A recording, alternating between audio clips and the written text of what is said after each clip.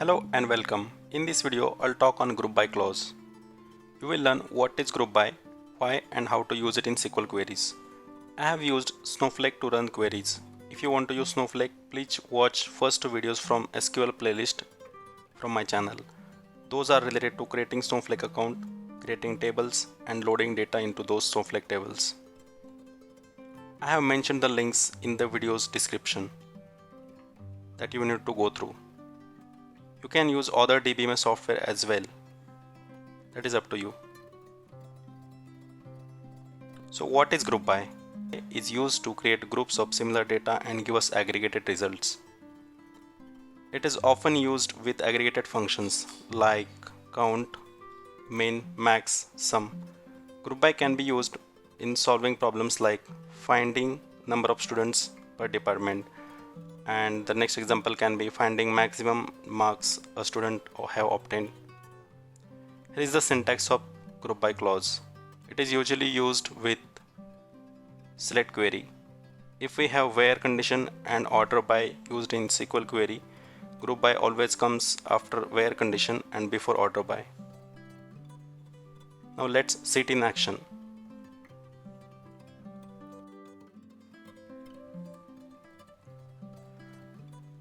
Now we will write SQL queries to solve some problems. So suppose we want to find out how many number of students are there for each department. So to solve that problem, we can write select dept id. So this is specific to each department. Then count, as we need to count number of students.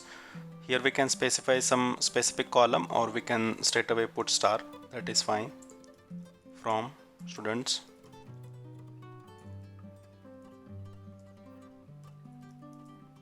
And here goes the group by clause, group by dept id.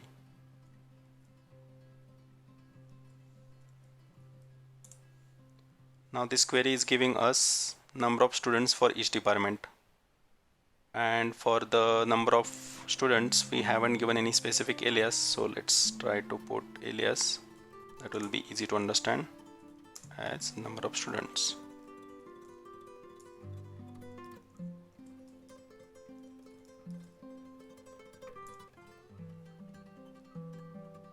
And we have the result. Now let's say suppose we want to sort the result based on number of students in descending order. So we have to put order by clause after group by, order by, and here we will put the sorting based on the number of students in descending order. So this is the result, and we can see that the department with department ID 30 is having maximum number of students, that is 22, and then 40 is having 16, and then rest all the departments okay, 10 is having 14, again 20 is having 14, and 50 is having 11. Now this is giving a result for each department. Now what if we are interested to see results only for specific departments? So in that case we can put where dept id. So suppose we want to see number of students only for department ID 10. This is integer, so we can straight away put without single quotes 20 and 30. So this query should give us number of students for department ID 10, 20 and 30, and again that the result set will be sorted based on number of students in descending order. So this is giving us a desired result. Now let's try to fetch maximum marks obtained by students in each subject. So that can be achieved by writing query like this: select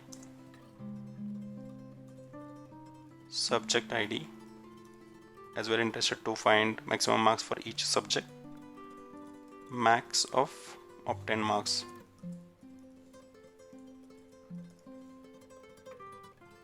from this data is available in marks table, so we will fetch it from marks table, group by subject ID.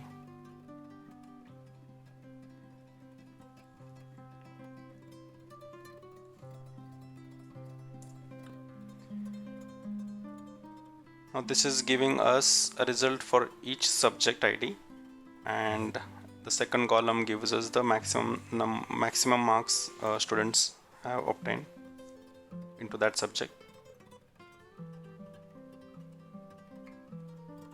So this is how we can write group by clause along with select queries. Here the thing is, when say suppose in select you are using some column without aggregate function, and if you miss to write that in or if you miss to write group by clause, then it gives error, because we need to put the column, that is subject ID, along with the group by clause, group by student ID.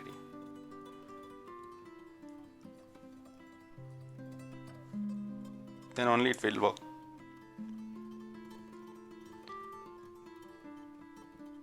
As per the result of this query, we have subject underscore ID along with maximum marks obtained by students. But the subject ID available here doesn't make much sense.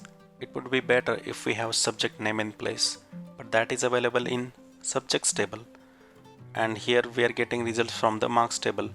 So there is a problem. How do we solve it?